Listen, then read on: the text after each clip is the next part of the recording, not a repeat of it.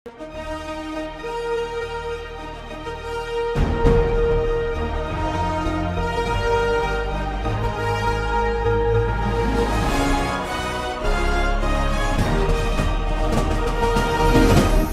பார்த்து கொண்டிருப்பது உங்கள் ஜாஷ்வா டிவி.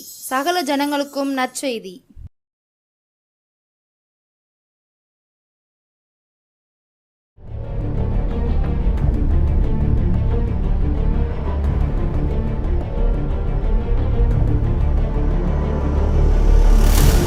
பரிசுத்த நாமத்துக்கு ஸ்தோத்திரம் உண்டாவதாக. இந்த நாளிலும் உங்கள் யாவருக்கும் என்னுடைய அன்பின் இந்த லெந்து கால நாட்களின் வாழ்த்துதல்களை நான் தெரிவித்துக் கொள்கிறேன். யாவரும் இந்த நாட்களில் கர்த்தருக்கு முன்பாக தாழ்மைப்படவும், கர்த்தரைக்காக பிரதிஷ்டை மீண்டுமாய் ஒரு விசை நாமே பிரதிஷ்டை பண்ணிக்கொள்ளவும் ஆண்டு கிருபையாய் கொடுத்த இந்த நாட்களுக்காக தேவனுக்கு நான் நன்றி செலுத்துகிறேன். இந்த நாட்களில் தேவனுடைய பாடுகளை தியானிக்கிற நாட்கள், கர்த்தருக்கு முன்பாக நம்மை தாழ்மைப்படுத்தி சீர்தூக்கி பார்க்கிற நாட்கள், கர்த்தருக்குள்ளே இன்னும் நெருங்கி ஜீவிப்பதற்காக நம்முடைய முற்பிதாக்கள் நமக்கு உண்டு பண்ணி வைத்த நாட்கள். இந்த நாட்களை நாம் விசேஷமாய் பரிசுத்தமாய் ஆசரிப்போம். கர்த்தர் தாமே இன்னும் அவரோடு நெருங்கி சேரக்கூடிய கிருபைகளை நாம் ஒவ்வொருவருக்கும் தந்தருள்வாராக. இந்த நாளில் தியானத்திற்கு முன்பாக கண்களை மூடி ஜெபிப்போம். இயேசுவுக்கு சொந்தமான பிள்ளைகள், அவர் அன்புக்கு அடிபணிந்த சீடர்கள். இயேசுவுக்கு சொந்தமான பிள்ளைகள், அவர் அன்புக்கு அடிபணிந்த சீடர்கள். தேவக்கரம் வடிவமைத்த ஜீவ சிற்பங்கள், அவர் ஆற்றலுக்கு வலுவான உயிர் சான்றுகள். தேவக்கரம் வடிவமைத்த ஜீவ சிற்பங்கள், அவர் ஆற்றலுக்கு வலுவான உயிர் சான்றுகள். நன்றி தகப்பனே, நன்றியோடு துதிக்கிறோம், ஸ்தோத்தரிக்கிறோம். ஏசப்பா ஆண்டவரே, நீர் எங்களை ஆண்டவரே உமக்கு சொந்தமான பிள்ளையாக ஆண்டவரே உம்முடைய சாட்சிகளாய் தெரிந்து கொண்டதற்காக உமக்கு நன்றி செலுத்துகிறோம். இந்த நாளிலும் நாங்கள் தியானிக்கிற தியானம் உடைய சமூகத்தில் பெரிதியாக இருப்பதாக கற்றுத்தாரும், கடைபிடிக்க கிருபை தாரும். இயேசுவின் இன்ப நாமத்தில் ஜெபிக்கிறோம் நல்ல பிதாவே, ஆமேன். மத்தேயு எழுதின சுவிசேஷம் 5ஆம் அதிகாரம் 13வது வசனம். மத்தேயு 5:13. நீங்கள் பூமிக்கு உப்பாயிருக்கிறீர்கள். உப்பானது சாரமற்று போனால் எதினால் சாரமாக்கப்படும்? வெளியே கொட்டப்படுவதற்கும் மனுஷரால் மிதிக்கப்படுவதற்கும் ஒளியே வேறொன்றுக்கும் உதவாது. நீங்கள் பூமிக்கு உப்பாயிருக்கிறீர்கள். நீங்கள் பூமிக்கு உப்பாயிருக்கிறீர்கள். இந்த நாளில் நாம் தியானிக்கக்கூடிய வசனம், நீங்கள் பூமிக்கு உப்பாயிருக்கிறீர்கள். அடுத்த பகுதி சொல்லுது, உப்பானது சாரமற்று போனால் எதினால் சாரமாக்கப்படும். ஸோ நாம் சாரமுள்ள உப்பா சாரமற்ற உப்பாங்கிற ஒரு சந்தேகம் நமக்குள்ள என்ன செய்யும் வரும். நாம் ஒரு காலத்தில் சாரமில்லாத உப்பாக தான் இருந்தோம். ஆனால் என்னைக்கு கிறிஸ்துவை ஏற்றுக்கொண்டோமோ, என்னைக்கு கிறிஸ்து நமக்குள்ளே வந்தாரோ, கிறிஸ்து எப்போது பலியிடப்பட்டாரோ, அன்றே சிலுவையில் நமக்காக பலியானவரோ, அன்றே நாம் ஒவ்வொருவரும் சாரமுள்ள உப்பாக மாற்றப்பட்டு விட்டோம். எப்படின்னா, சாரமாய் கிறிஸ்து எனக்குள் வாசமாய் இருக்கிறார். சாரமுள்ள உப்பாகிய கிறிஸ்து எனக்குள்ளே இருக்கிறதுனால எனக்கும் சாரம் உண்டு. நானும் சாரமுள்ள உப்பா இந்த பூமியில் ஜீவித்து கொண்டிருக்கிறேன். இங்கே நிச்சயம் நம்ம ஒவ்வொருவருக்கும் வேண்டும். ஸோ நான் பூமிக்கு உப்பாக இருக்கிறேன், கிறிஸ்து எனக்குள் சாரமாய் இருக்கிறார் என்று ஒவ்வொரு நாளும் நாம் ஒவ்வொருவரும் அறிக்கை பண்ணுவோம். நான் பூமிக்கு உப்பாக இருக்கிறேன், கிறிஸ்து எனக்கு சாரமாய் இருக்கிறார், இயேசுவின் நாமத்தினாலே ஆமேன்னு சொல்லி ஒவ்வொரு நாளும் நம்ம அறிக்கை பண்ணுவோம். ஸோ நீங்கள் பூமிக்கு உப்பாய் இருக்கிறீர்கள். இந்த வார்த்தையை சொன்னது யாருன்னா இயேசு கிறிஸ்து. மலை பிரசங்கத்தில் சொல்றாரு, நம்ம அவருடைய சீடர்களை பார்த்து, அவர் கூடியிருந்த ஜனங்களை பார்த்து அவர் சொல்றார், நீங்கள் பூமிக்கு உப்பாய் இருக்கிறீர்கள். ஸோ நம்ம எல்லாரும் தைரியமாக நான் பூமிக்கு உப்பாய் இருக்கிறேன், என்னை பார்த்து நான் ஏற்றுக்கொண்ட என் தகப்பன், நான் ஏற்றுக்கொண்ட என் கிறிஸ்து என்னை பார்த்து நீ பூமிக்கு உப்பாய் இருக்குன்னு சொல்லியிருக்கிறாரு. அவர் சாரமாக எனக்குள் வாசம் பண்ணி கொண்டிருக்கிறார்னு சொல்லி நம்ம சொல்லலாம். ஸோ உப்போட தன்மை என்ன, பூமிக்கு உப்பாக இருக்கக்கூடிய நான் எப்படி உப்பாக இந்த சமூகத்தில் பயன்படணும் அப்படின்னு சொல்லி நம்ம பார்த்தோம் அப்படின்னு சொன்னால், உப்போட தன்மையில் முதலாவது ஒரு தன்மையை குறித்து பார்ப்போம். அது பரிசுத்த படுத்தும். அதோட உப்புனாலே அது பரிசுத்தத்தை குறிக்கி. அப்போ அதனால தான் ஆண்டு சொல்றாரு, நீங்கள் எந்த பலியையும் உப்போடு கூட செலுத்துங்க. பழைய ஏற்பாட்டில் லேவியராகமத்தில் பார்த்தோம்னா, நீ என்ன பலி செலுத்தினாலும் அதை உப்போடு கூட செலுத்து, உப்பு அதில் குறையாமல் இருக்கட்டும் அப்படின்னு சொல்லுவார். புதிய ஏற்பாட்டில் சொல்லும்போது நீங்கள் உங்களுக்குள்ளே உப்பு உள்ளவர்களாக இருங்கள் அப்படின்னு இருக்கும். அப்போ உப்புனா பரிசுத்தத்தை குறிக்கி. அப்போ எனக்குள்ள அந்த உப்பு இருந்ததுன்னா வெளியில் உள்ள அசுத்தம் என்னை தாக்காதபடிக்கு அந்த உப்பு என்ன செய்து என்ன ஒருவேளை எனக்குள்ள ஏதோ ஒரு பரிசுத்த குலைச்சல் இருந்தாலும் இல்லை, எனக்குள்ள இந்த ஜென்ம சுவாபங்கள், எனக்குள்ள இருந்த முன்னோருடைய பாவ சாபங்கள், எனக்குள்ள காணப்படுகிற என்னை அறியாமல் என்னை சூழ்ந்து நிற்கக்கூடிய பாவங்கள் எல்லாம் என்னை தாக்கும்போது அந்த உப்பு என்ன செய்து எனக்குள்ள வாசமாக இருக்கிற அந்த உப்பு, எனக்குள்ள இருக்கிற அந்த எனக்காக பலியா சிலுவையில் சிந்தின இயேசு கிறிஸ்துவோட அந்த ரத்தம் என்னை சுத்திகரிக்க தான் எனக்குள்ளவே என்ன செய்து ஜீவித்து கொண்டிருக்கிறது. அந்த ஜீவனுள்ள ரத்தம் இன்னைக்கும் ஜீவனோடு இருக்கு. அந்த ஜீவனுள்ள ஆவியானவர் எனக்குள்ள வாசகம் பண்ணி கொண்டு இருக்கிறாருங்க நிச்சயத்தோடு கூட நாம வாழும்போது நாம என்ன செய்யறோம்? பரிசுத்தப்படுத்தி கொண்டே இருக்கிறோம். அவருடைய வார்த்தை தான் கிறிஸ்து தான் வார்த்தை. அவருடைய வார்த்தையை நம்ம விசுவாசித்து ஒவ்வொரு நாளும் வாசிச்சு தியானிச்சு அறிக்கை பண்ணும் போது அந்த உப்பு நமக்குள்ள என்ன செஞ்சுக்கிட்டே இருக்கு? புதுப்பிக்கப்பட்டு கொண்டே இருக்கிறது. சாரம் ஒவ்வொரு நாளும் சாரத்தை என்ன செஞ்சுக்கிட்டே இருக்கு? அது கூட்டிக் கொண்டே இருக்கிறது. ஸோ அந்த சாரமுள்ள உப்பு என்னை பரிசுத்தப்படுத்தி கொண்டே இருக்கிறது. ஸோ நான் பரிசுத்தமாகி கொண்டே இருக்கிறேன். பரிசுத்தத்தின் மேல் பரிசுத்தம் அடைந்து கொண்டே இருக்கிறேன். மகிமையின் மேல் மகிமை அடைந்து கொண்டே இருக்கிறேன். மறுரூபத்தின் மேல் மறுரூபம் அடைந்து கொண்டே இருக்கிறேன். இதெல்லாம் நம்ம விசுவாசிக்கணும். அது மட்டும் இல்லை, இந்த உப்பு எதை தொடுதோ அதெல்லாம் என்னதாகுது? பரிசுத்தமாகுது. உதாரணத்துக்கு நம்ம காயங்களை கழுவும் போது கூட உப்பு தண்ணி வச்சு என்ன செய்வாங்க? கழுவுவாங்க. அது ஒரு ஆன்டிசெப்டிக்காக என்ன செய்யுது? வேலை செய்யுது. அது மட்டும் இல்லை, நம்ம வீட்டில் மீன் வாங்குகிறோன்னு வச்சுக்கோங்களேன், எவ்வளவுதான் மீன் வாங்கினாலும் அந்த மீனில் ஒரு துர்நாற்றம் இருக்கும். ஆனால் இந்த உப்பை போட்டு கழுவ அந்த மீனில் உள்ள வேண்டாத அசுத்தங்கள்லாம் என்ன செய்து வெளியே போய் அந்த மீனை தொடதுக்கே பிசுபிசுப்பு எல்லாம் போய் நல்லா ஆயிரும். அந்த மீனை கழுவி கண்ணாடி மாதிரி நம்ம எடுத்து குழம்பு வைக்கும்போது அது மனமுள்ள மீனாக மாறிடுது. அதே போல தான் நாம் இந்த சமூகத்துக்குள்ள பிரவேசிக்கும் போது பிறருடைய பாவங்கள், நாம உப்பா இருந்தா நம்மை சேர்ந்தவர்கள், நம்மை தேடி வருகிறவர்கள், நம்ம பார்க்கிறவங்கலாம் என்ன செய்வாங்கன்னா அவங்களுடைய பாவம் சுத்திகரிக்கப்பட்டு பரிசுத்தமாவாங்க. இதை நம்ப முடியுதோ முடியலையோ, இதுதான் உண்மை. ஒரு உப்பு எப்படி அந்த மீனுக்குள்ள விழுந்து அந்த மீனை நம்ம கலந்து அந்த உப்போட கலக்கும் போது அந்த மீன் எப்படி சுத்தமாகுதோ, எந்த ஒரு பொருளும் ஒரு அழுக்கான பொருளை சுத்திகரிக்க நம்ம அதை மாதிரி நம்ம வீட்டில் இருக்க டஸ்ட்டு இருக்கக்கூடிய பொருட்கள்லாம் பார்த்தோன்னு சொன்னால் சில பொருட்களை நம்ம உப்பை வச்சு சுத்திகரிப்போம். அது போல் உப்புத்தாள் கொண்டு என்ன செய்வாங்க? நம்முடைய நம்ம வெள்ளையடிக்கும் போது பார்த்தோம் அப்படின்னு சொன்னால் கதவுகள், மரக்கதவுகள் அதெல்லாம் உப்புத்தாளை வச்சு என்ன செய்வாங்க? சுத்திகரிப்பாங்க. எதற்காக அப்படின்னு சொன்னால், ஒருவேளை நம்ம அறியாமல் அந்த இடங்களில் இருக்கிற பாக்டீரியாக்கள், காளான்கள், பாசிகள் அதுக்கெல்லாம் கூட இந்த உப்பு படும்போது என்ன செய்யுது? தேவையற்ற அசுத்தங்கள் எல்லாம் சுத்திகரிக்கப்பட்டு சுத்தமாக்கப்படுகிறது, பரிசுத்தமாக்கப்படுகிறது. ஸோ நமக்குள்ளே இருக்க உப்பு, முதலாவது தேவனாகிய உப்பை நம்ம ஏற்றுக்கொள்ளும் போது, கிறிஸ்துவாகிய உப்பை நம்ம ஏற்றுக்கொள்வது நாம சுத்திகரிக்கப்படுகிறோம். அவர் நமக்குள் வாசம் பண்ணுகிறதுனால அவருடைய உப்பை இந்த உலகத்துக்கு சுமந்து செல்கிறவர்களா, உலகத்துக்கு கடத்தி விடுகிறவர்களா நம்ம காணப்படுறதுனால நாம அந்த உப்பான சாரமுள்ள வார்த்தைகளை தேவனுடைய வாயிலிருந்து அந்த வார்த்தைகள் என்ன செஞ்சிச்சு? புறப்படும் போது அதிகாரத்தோடும் கிருபையோடும் புறப்பட்டதுன்னு பார்க்கிறோம்.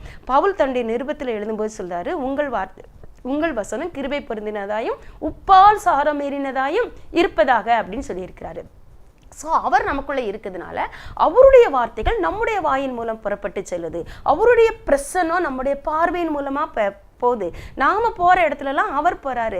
நாம ஒருத்தரை தொட்டா, நாம ஒருத்தரை பேசினா, நாம ஒருத்தர்கிட்ட பழகுனா அவருடைய பரிசுத்தம் நம்ம மூலம் கடந்து சென்று அவர்களுடைய பாவங்களை என்ன செய்து? சுட்டெரிக்குது.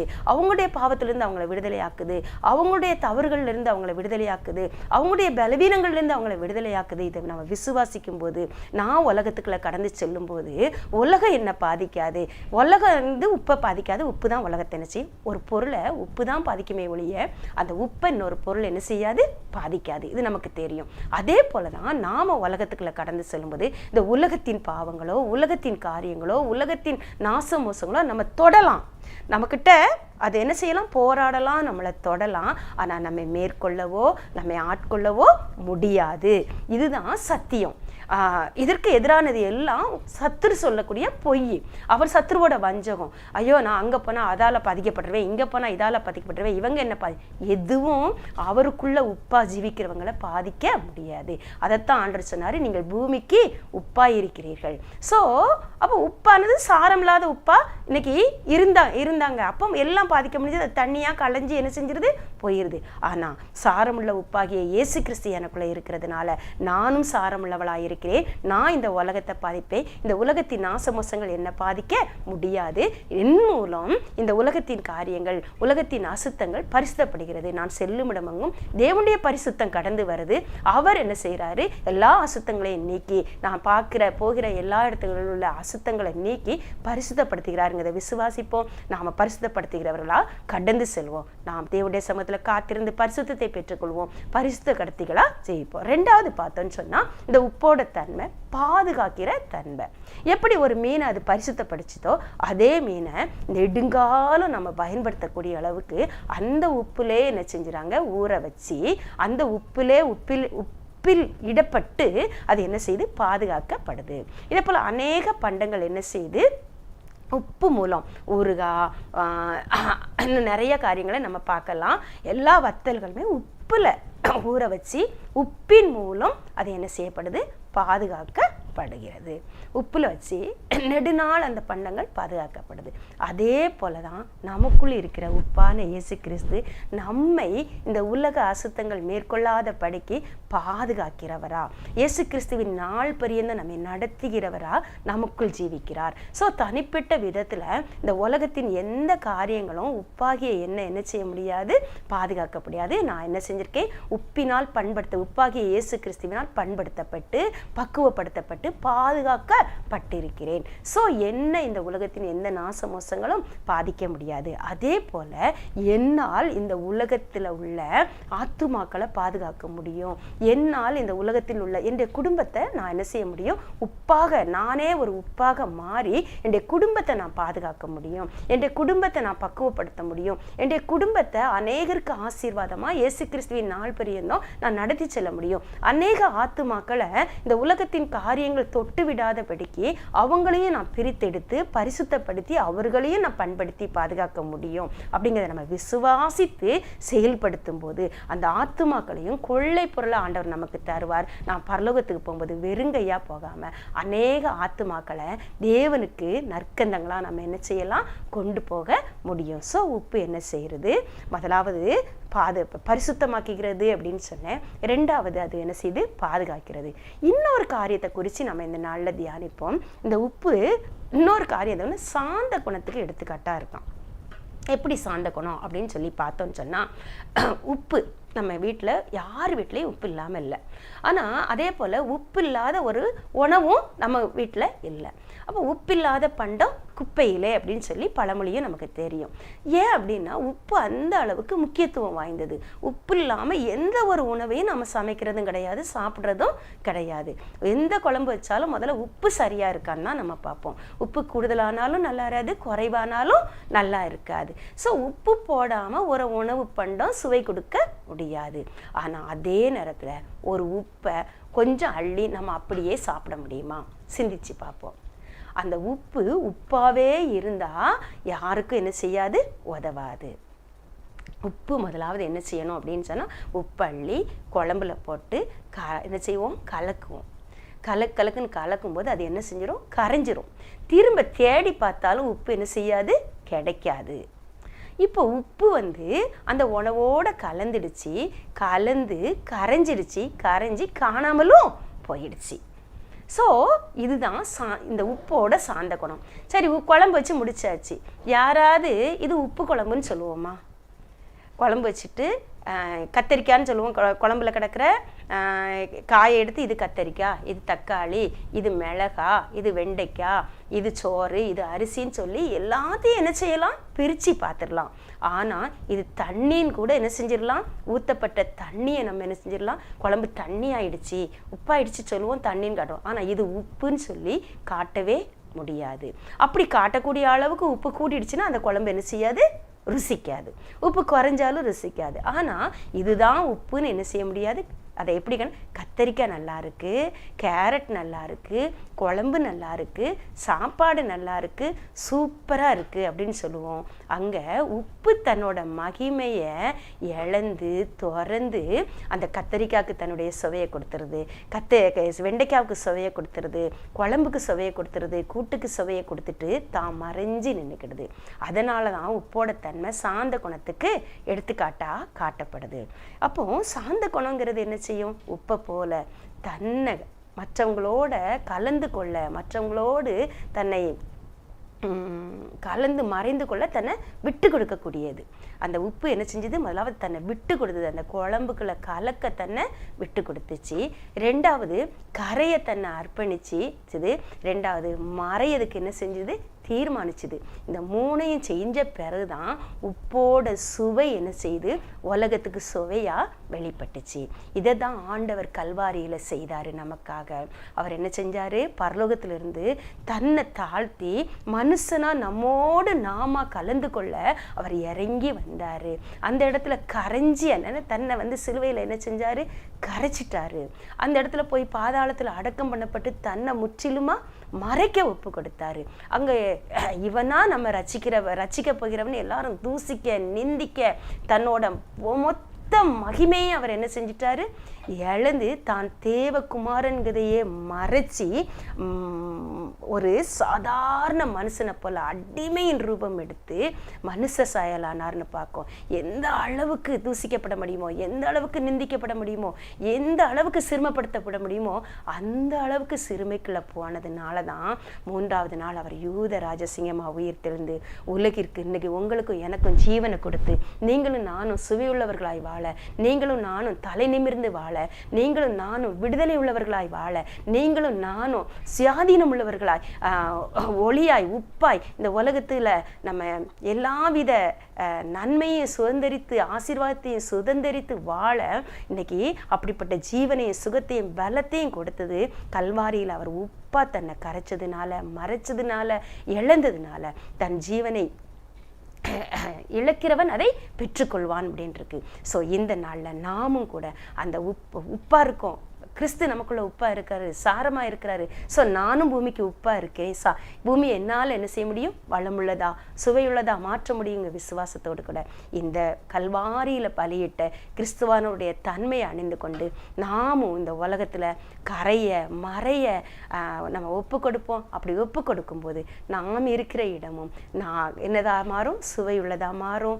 அநேகருடைய பசியாற்றக்கூடிய, அநேகரை மகிழ்விக்கக்கூடிய உணவாய் மறந்தாய் கர்த்தர் நம்மை பயன்படுத்துவார். கர்த்தர்தாமே இந்த வார்த்தைகளை ஆசீர்வதிப்பாராக. தலைகளை தாழ்த்தி நாம் ஜெபிப்போம். மீண்டுமாய் ஒரு விஷயம் அறிக்கை பண்ணுவோம். நான் பூமிக்கு உப்பாய் இருக்கிறேன், கிறிஸ்து எனக்கு சாரமாய், கிறிஸ்து என்னில் சாரமாய் இருக்கிறார், நான் இந்த உலகிற்கு ஆசீர்வாதமாய் காணப்படுவேன் சொல்லி நம்ம அறிக்கை பண்ணுவோம். ஒவ்வொரு நாளும் இதை மறக்காம அறிக்கை பண்ணும்போது தேவன் நம்மை உப்பாய் மாற்றி இன்னும் அநேகருக்கு ஆசீர்வாதமாய் பயன்படுத்துவார். தலைகளை தாழ்த்தி ஜெபம் பண்ணுவோம். உகந்த காணிக்கையாய் ஒப்பு கொடுத்தேனையா, சுகந்த வாசனையாய் நுகர்ந்து மகிழுமையா, சுகந்த வாசனையாய் நுகர்ந்து மகிழுமையா. நன்றி தகப்பனே, நன்றியோடு துதிக்கிறோம், ஸ்தோத்தரிக்கிறோம். நீங்கள் பூமிக்கு உப்பா இருக்கிறீர்கள் என்று எங்களை அழைத்த அன்பு தகப்பனே, நீர் எங்களுக்காக கல்வாரியில உப்பாகவே மாறினீரே, அதற்காக உமக்கு நன்றி செலுத்துகிறோம். நீர் எங்களை பரிசுத்தப்படுத்துகிறவராய், பாதுகாக்கிறவராய், ஆண்டவரே ஆண்டவர் எங்களுக்கு சுவையாய், ஆண்டவரே நீர் எங்களில் ஜீவிப்பதற்காக உமக்கு நன்றி செலுத்துகிறோம். அதே போல நாங்களும் ஆண்டவரே இந்த பூமியை பண்படுத்துகிறவர்களாய், பாதுகாக்கிறவர்களாய், ஆண்டவரே பரிசுத்தப்படுத்துகிறவர்களாய், ஆண்டவரே ஜீவிக்க கிருபை தாங்க. அந்த உப்பின் சாந்த குணம் எங்களிலும் காணப்படுவதாக. ஆண்டவரே, உமக்காக உம்முடைய ஊழியத்துக்காக அநேக ஆத்துமக்களுக்காக எங்களை கரைத்து கொள்கிறவர்களாக மறைத்து கொள்கிறவர்களாக ஜீவித்து ஆண்டவரே நாங்களும் கூட தகப்பனே அநேகருக்கு உப்பாய் உணவாய் பண்பட கர்த்தர் அனுக்கிரகம் செய்யுங்க. பெரிய காரியங்களை செய்யுங்க. இயேசுவின் இன்ப நாமத்தில் ஜெபிக்கிறோம் நல்ல பிதாவே. இயேசுவின் நாமத்தினாலே பிதாவே. ஆமேன்.